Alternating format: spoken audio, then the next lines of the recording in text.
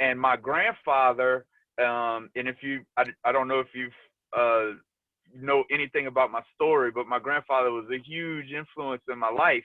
I called him Bam Bam.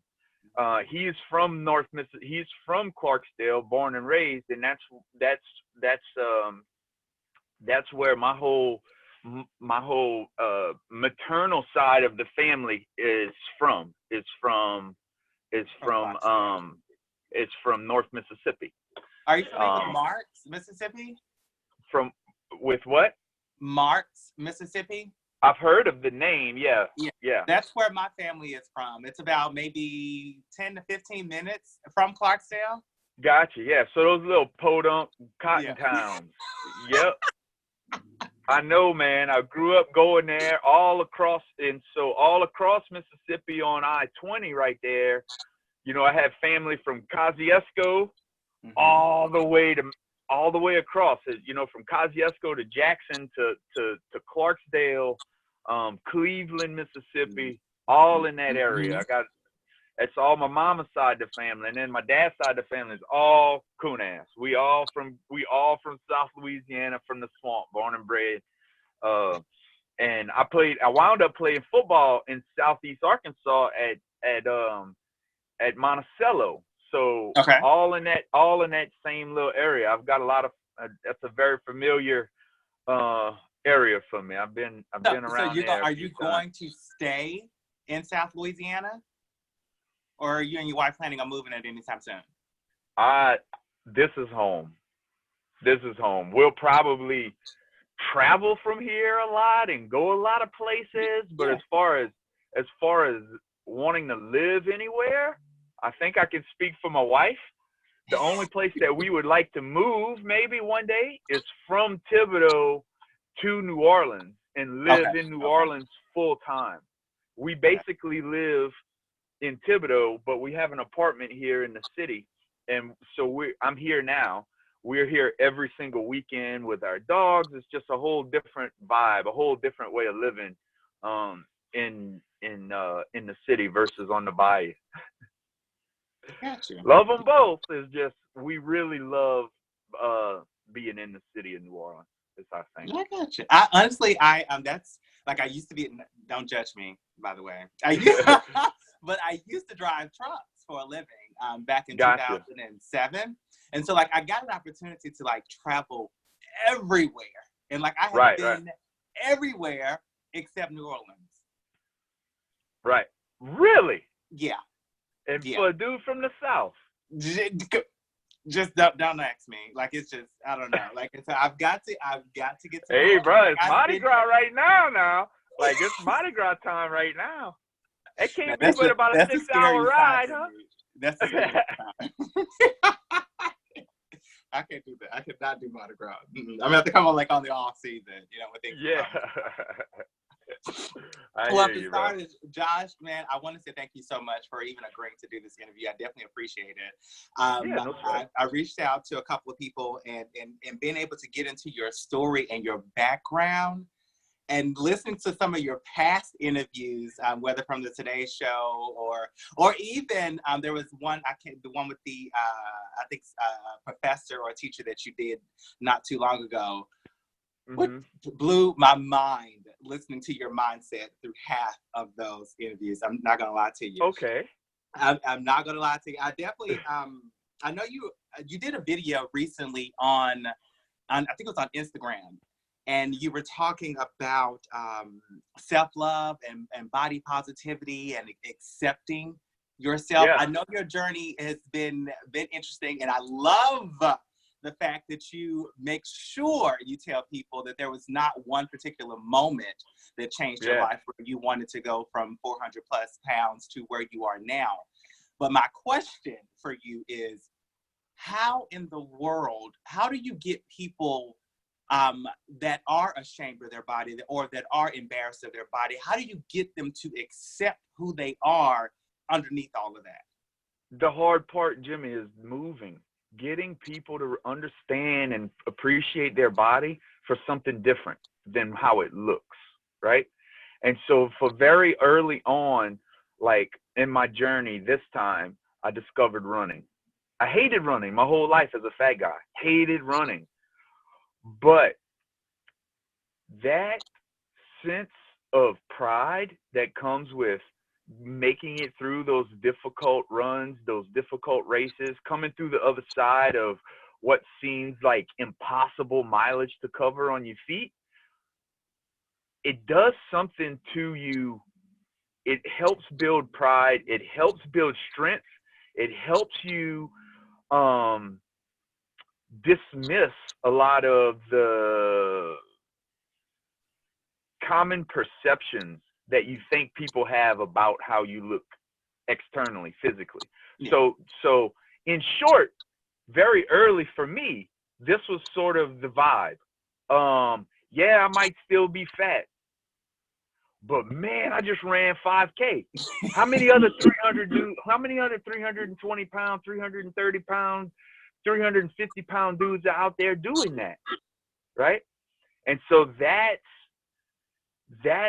very important to understand, that just as, you know, we get caught up in how our bodies look, but what's even more important is how our bodies function. And if we can really focus on that, the looks will come. The change in aesthetics will come. And as soon as I stop trying to be thin and stop trying to not be fat, and all I wanted to do was get better and better at using my body at this thing called running, boy, it made things a lot simpler. It made things a lot simpler. And what running also did was it introduced me to regular discomfort in my life, which is a good thing. Because if I get up and volunteer for a daily dose of discomfort, then when uncomfortable situations in my life arise, where maybe I have to talk myself into being proud. Look, yeah, I know I look that bad in the mirror right now, but we on the path, man. We working towards this thing. And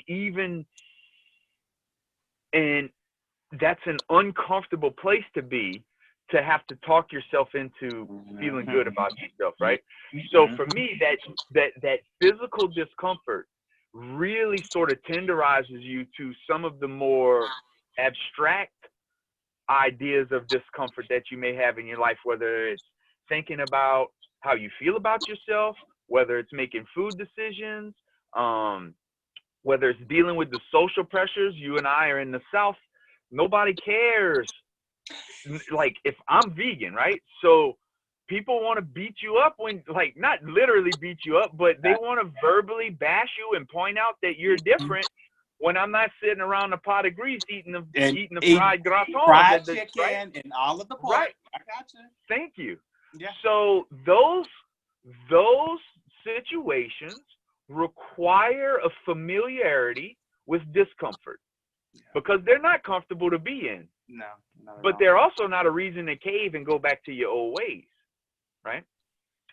So that's the thing for me. And I'll tell you why we're on that body positivity thing. Like, what's very frustrating for me, a guy who's lost 230 pounds. I mentioned that spot where I was like, oh yeah, where I started to feel good. Like, yeah, I might still be heavy, but man, I just ran this race, right? That's a very, very sneaky place to find yourself as a fat person. Okay. Because what you can wind up doing is taking that as your reality and identifying as that. I'm the fat guy that can run. You see? And so we go down this world of we go down this path of creating this identity that requires me to still be heavy, because I'm the fat guy running. And what it doesn't do is it doesn't get us to that next layer of growth, that next layer of change, where we really exhibit self-love through some difficult decisions and uncomfortable action. you know? Along the same lines of that, Josh, I've got to ask, and it's actually one of my questions, and so I'm amazed that you brought it up so many times now. But that word of the fat guy, and I know that you mentioned on one of your past interviews about being the ex-fat guy. How do you get, or how did you get your mind around that word? Because you and I both know there's a lot of negative consciousness around that word of being fat or the fat guy. Like, so Yeah. for you, how are you able to now self-identify as the ex-fat guy and still not bring along that baggage of being the fat guy? Yeah, the baggage is there. It's still there. Okay. Like, I still feel like a fat guy. Really? Often. Oh, Yeah. wow. I'll pass a mirror and I'm like, damn, I'm not really that fat anymore. I look, this is different. Mm-hmm. But I still have those feelings. I still have those feelings that 3-letter word brings up. I don't try to not use it. It doesn't bother me. You know, there's only one word in the American lexicon that I think everyone should avoid using, and it's not fat. Right? When we're talking about labels on other human beings.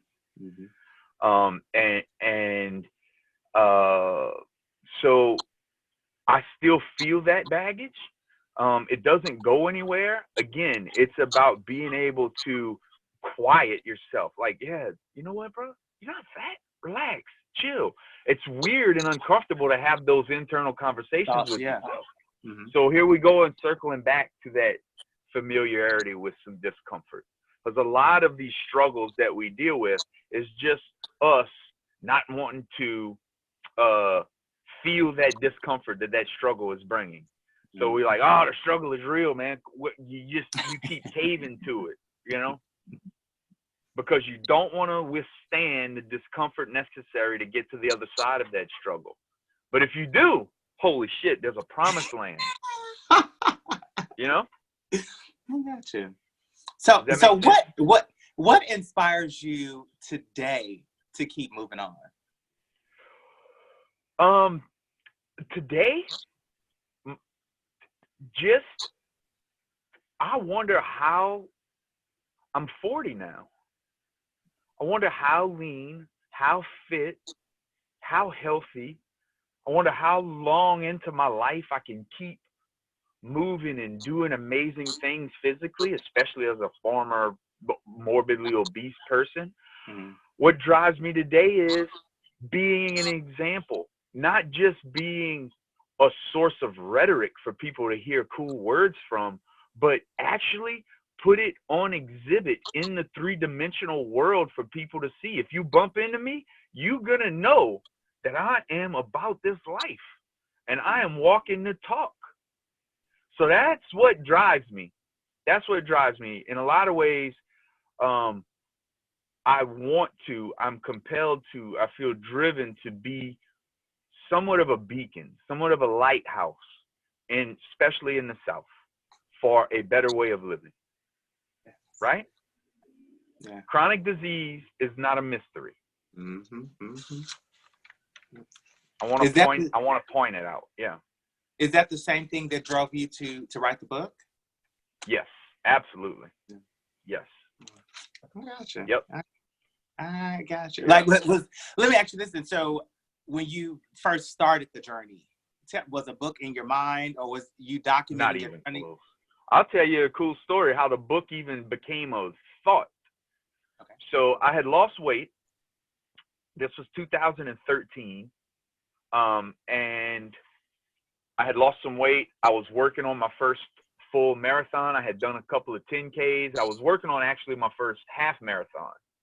And I was at dinner with a friend of mine, and he wouldn't say it in front of our other friends, but when we were off to the side, he said, Josh, and they noticed that I wasn't eating meat at the table, and they had asked me, and it became kind of a big thing at the table. But later, he said, Josh, if you don't mind, would you write down some things for me that helped you along the way? And I was like, of course I will. So and this was after the weight loss? I was in 2013, so I hadn't really lost all of my weight yet. but I had lost a Enough. lot. I had lost a lot. I had lost 200 pounds or so. Wow. You know, Wow. Oh, and so he asked me that, and that question, that request from a friend sent me to the Pages app in my iPad to start writing down what it was that mattered to me, what changed, what was different this time, what did I learn, and that was it. That was the seed, and I wrote that down for him. I don't even think he's ever read it to this day, because I know now people do that all the time. They don't really want anything. They don't really want to do anything. They just want to give you a homework project. That way, in the moment, it seems like they're on the same page, right? It's a weird thing that we do. It is. People. But that simple little manifesto that I wrote, that wound up being what Rich Roll called in my very first podcast interview a manifesto. And so I had emailed that very thing to him, the same thing I had written for my friend. And I was like, oh, this works. And so, because he asked me, you have a little something about yourself. And so I'd sent him that. And everything has grown from that point. Like, because after that interview, my friend now, an interviewer at the time, Rich Roll, gave me like a mandate. And he's like, man, you need to share this story. You need to be out. People need to know that what you did is possible, and they need to know that what you did is so simple. And I was like, yes, he's right. And so I've sort of taken the torch and run with it. And the book has also come as a result of me taking that torch and running with that torch. Yeah. I'm definitely glad that you wrote that, and even inspiring others to, for me, and maybe this is just what I took from it, but because my message is all about making sure that you are being who you are authentically, like living in your truth and being free to be you. Lying to yourself is the biggest problem that I deal with, because they think that lying to other people is the issue. Like, I feel bad for lying to you. I'm not really about that life. No. Forget me. You the one. You lying to yourself. And that's the biggest thing you got to get over. You got to stop doing it, because you telling me you ate salad all day, and you telling yourself that same thing, but you know damn well you had a Snickers, you had a bowl of ice cream, you had a Big Mac, and you're not telling me, but you're not helping anything by not telling me. I'm like, oh, this person only eats salad and they can't lose weight? Wow, what's the mystery? Oh, they're probably lying to me, but that doesn't matter. Lying to yourself is what matters. It's a much bigger problem. Lying to me all day, you're okay, and no skin off my nose. Because you still on, which is why I wanted you on the show, because you're speaking your truth no matter what is going on around you. And it's so liberating. Because to do it that way. It's freeing. It's freeing. I kept up facades my whole life. That shit's tiring, man. Speaking of that, I know you said that you tried the weight loss journey twice before, and you said you failed, you went back. So what the hell was different this time? Running. Just running. But yeah, just so if we need to break it down to one thing, yes. But here's why. Running was really just a seed. It was what was different this time than all the other times. It was always, all the other times was, I wanted to get in the gym, get these arms swole, get that bench press up. About your physical appearance. Right. And I never really wanted it. So it was about building this big front of being this big swole ass dude that, yeah, he might be a little chubby, but you don't want to mess with him. And that was me. Right. And then running did something different. Running made me surrender. Running made me go, gosh, dog, man. Wow. This is very, very consuming. This is very, very, this is very, very tiring. And so, but I wanted to be stronger at it because I felt really weak at it. And running, I'm still doing it to this day. That's the difference. That's the thing. That bipedalism, and I don't think it's an accident. I don't think it's a weight loss hack or a trick. It's the type of animal we are. We're bipeds. It's what we're made to do. And it just started to make really good sense to me that over time, as I grew into this, like, oh, like birds fly around and snakes slither and kangaroos hop. Humans walk and run bipedally. That's what we do. And so it made good sense to me that the further and further I had delved into, the more and more I had surrendered myself to this very authentic human activity of running, the more the universe was going to reward me with sustainability, with weight loss, with self-efficacy, you know, with pride, with the capacity to help others, like all of these things. And running brought me to nutritionally the biggest discovery of my life, which is a plant-based diet. You talk about a difficult transition as a South Louisiana person, you know, but luckily I had already folded running into my life for a year or so by that point. And so I was accustomed to the discomfort of these things. And when I watched Forks Over Knives and I read Rich Roll's book and I read Born to Run and I read Scott Jurick's book, I was like, okay, I'm going to try this. But it was because of the running that I got to that point, right? So that was the difference. All the times before, Jimmy, it was about me losing weight for a girl, or me losing weight because I'm going on senior trip, or me trying to lose weight because I got a vacation coming up. It was never about, Josh, I love you, man. Let's squeeze everything we can out of this life, bro. And that's where I live today. And that's, you know, that's sustainable forever. I'm kicking this way till I hit that pine box, you know? Speaking of that, you mentioned your Bam Bam, which I am so thrilled that you called him that, by the way. Like, yeah. Oh my gosh. You mentioned him at the age of 85. Yeah. And he spoke of a doctor that was also a well-known doctor that was also at the age of 85, and how drastically different their lives were. Yes. Is that something that, well, first off, I love how you're able to articulate that, or how you were able to articulate that in that particular interview and give that imagery, and literally the same age, completely different lives, completely different outcomes, completely different.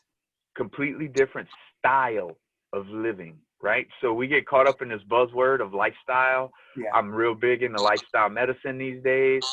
But lifestyle just gets passed over really quickly. Like, we just use the word. But if we break it down and we talk about it like style, like we all have a life. We're all gifted with this life. But it's about the style that you live that life that determines what sort of juiciness you get out of it, right? And that's powerful for me. I saw my Bam Bam style of living. It was fun as hell, right?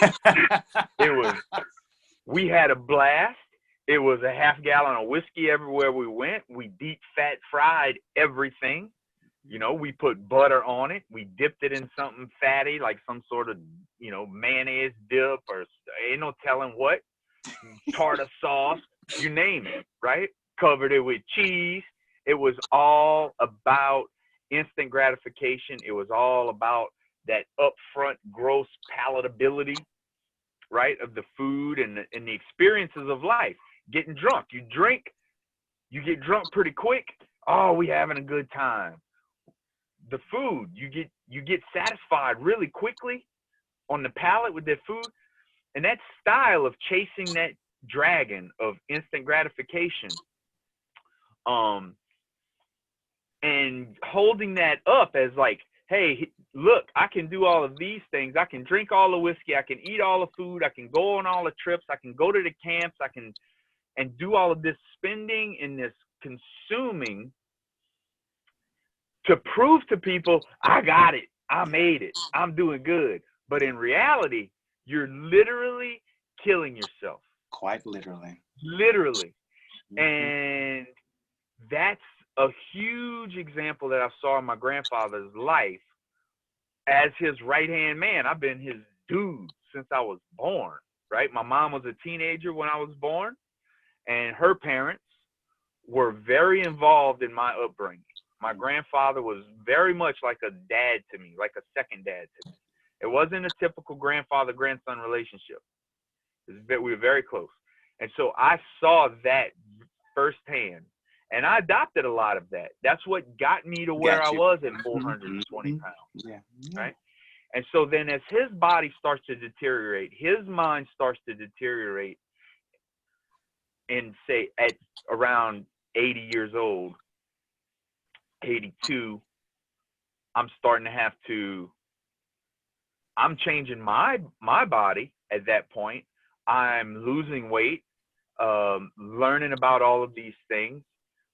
But at that time in his life, he's getting worse and worse, man. His memory's getting really bad. Every cardiologist visit is another dire warning of, you really need to be careful. The blood pressure is this, the cholesterol is this. Let's check the carotid. Let's do all of these things to stay on top. Let's make sure we get you PT and INR so we know what level your coumadin needs to be at. All of these different things. And I'm watching us pull all these levers to try and maintain some sort of life for him. Because if you took all those away, he would be dead pretty quick, probably, with the lifestyle that we were living still at the time. All the fried shit, all of the alcohol. And watching that unfold is devastating, you know, because I'm the one that showered him. I'm the one that bathed him and shaved him and would convince him that it's time to change his pants when I knew he had shit himself, you know? And to watch the man that you thought hung the freaking moon your whole life just dissolve to nothing in front of you. And then there's another man that I'm learning from. I'm reading his books. I'm watching his YouTube stuff. I'm listening to his TED Talks. I'm seeing him on documentaries. And lo and behold, this man is the same age as my grandfather. The same age. They both came up on farms, right? There's just the style with which they lived their life was drastically different. And it's up to me to notice that and make a course correction, right? Whether that means I'm going to be doing things a hell of a lot differently than my Bam Bam did or not. That's called moxie. That's called gumption. That's called your own 2 feet, right? And so I give the analogy often. We spend a lot of time in the boat. We spend a lot of time in the water here in South Louisiana fishing. That's what I did with my Bam Bam a lot. Okay. And so I equate this to, yes, I saw my Bam Bam live a certain way my whole life. And yes, there's a certain amount of tradition, a certain amount of nostalgia attached to that.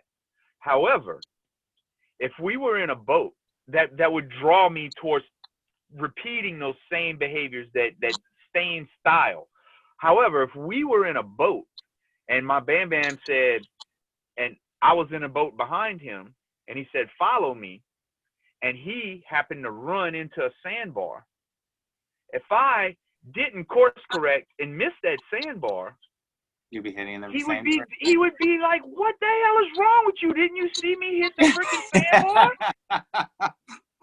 Yeah, but you said follow me, right? At some point, it's up to you.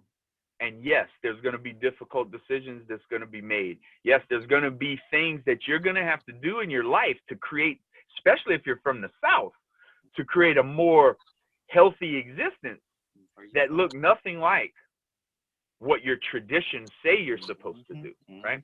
And so it comes with, do you have the moxie to turn that steering wheel, miss that sandbar, or not? And I feel like I make him more proud by changing my behaviors and creating what I have created out of life. Or not, I haven't created anything. I have really just subtracted the things that was keeping me from experiencing authentic human life. That's really what I've done. And so I feel like he's more proud of me for having felt the grip of that steering wheel and turned the boat to miss that sandbar than he ever would have been if I was also shitting my pants at 85 years old and couldn't remember who my best friends were. Right? I could not agree So more. that's very important to me. That story, that experience with my grandfather drives me. My grandmother, his wife, died at 67 years old. Oh, wow. They had just wow. heart attack. They had just retired. They just went to South America on a 2-week-long vacation. It was like a big celebration of, oh, we've been working all these years, and we're finally gonna retire. And she gets home from South America. My mom picks her up at the airport, and she didn't look well. And what we didn't realize was she was having a heart attack at the airport when she got home in New Orleans. We brought her from the airport in New Orleans to East Jeff in the East Jefferson medical facility. She never came home. She died right there. Wow. She died right there. And that broke me. I mean, I was still a young guy at the time. My Mama, I called her Mama because we're from Mississippi, or she's from Mississippi. And my Mama leaving like that broke me. It was a big part of me going down that slippery slope of getting really, really big and fat. The years afterward, I spent with my grandfather, with my Bam Bam. That whole year, we just drank and drank and drank. We got drunk. We ate food. We'd look at Iron Chefs on that was old school back in the Iron Chef when it was still like dubbed over, you know, and it was still in Japan. And we're like, oh, I never thought about mixing that with that and doing that. Let's get some of that. He's writing stuff down, and we go to the grocery store and recreate all these things we'd see on the Food Network. And that was life after my mama died. And then that's but I know now, once I started looking at all these things and started reading from Dr. Esselstyn and Dr. Campbell and Dr. Greger and all these people, I started to realize, like, whoa, my mama dying at 67 years old was not some, like, just evil stroke by God. It wasn't just some, like, you know, mystery. There's a very specific reason why she had a heart attack at 67. There's a very specific reason why her heart was basically incapacitated by scar tissue from multiple other heart attacks throughout her life that she probably didn't even know she had. Wow. There's a reason for all of that. And it's the food that we eat, the food that she worshipped as a Mississippian. You know, all of it, the fried everything, the biscuits and the gravy and the bacon and the sausage and the sawmill gravy in the morning. They are so good. It's so good. A big old hot biscuit with a big old plop of butter and some fig preserves on it. I grew up with that shit, right? Yeah. That's my stuff. I But will it say killed this, my Josh. mama. I'm sure at her. this point in your life, like your mama and your Bam Bam could not be prouder. I mean, it is so amazing to be able to see you along this journey. And it's just from my perspective and just the short term, like it has been so amazing. And then to see you inspiring others to kind of follow that same journey, to kind of find a self-identity and be able to stand in their truth and then want to get healthier for themselves. Well, so I got a question for you. Yeah. So, and I know we're kind of getting low on time, but I'm going to ask one final question. And just like now that you have this new lifestyle, what does happiness and success looks like for you? Like as an individual, what does it look like and feel like for you? Being of service, really.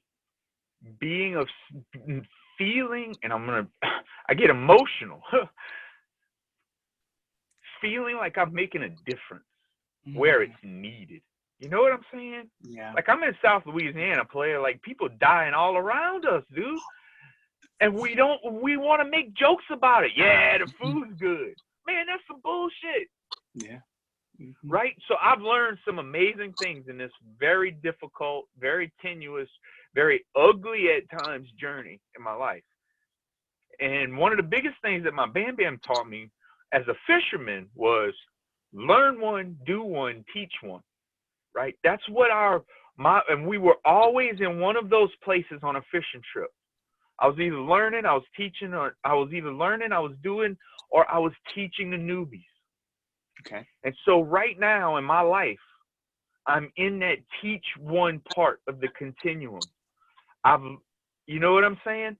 I've learned it, I've done it, and now I want to turn an outward facing profile to this and say, you can do it too. I know it seems scary, but just lean on me if you need to. I can help you. I can teach you. It's not as complicated as society wants us to believe it is, because it's very lucrative for getting healthy to be complicated. It's very lucrative for there to be a muddled message on health and nutrition, because then you have all of these little niche things. You got the shake weight, you got the Herbalife, you got all these little niche places where people are making lots of money off Mm-hmm. of the confusion, right? And so that's what happiness looks like for me right now is, am I making a difference? And how big of a difference am I making? Are we constantly creeping that? Is there a creep over time where more and more and more people are getting reached? That's what happiness is to me today. I love that. I love that. Like, Josh, that is a great place to end. Well, thank you. Thank you, man. Wow. Josh, And I if you thank you, man. I thank you for your time, your energy. Like, Yeah. I really do appreciate this. I'm about to explode with energy these days. There's something about shedding 230 pounds that just brightens your freaking mood. I can promise you, right? A weight has been lifted. I got you, man. Absolutely. That's what's up, right? I got you. I'll enjoy your run. Try to run an extra couple of miles just for me, if you don't mind. I got you. Just two. I'll think about you. Thank you so much, Josh, man. Enjoy your morning. You too. Peace, man. All right, man.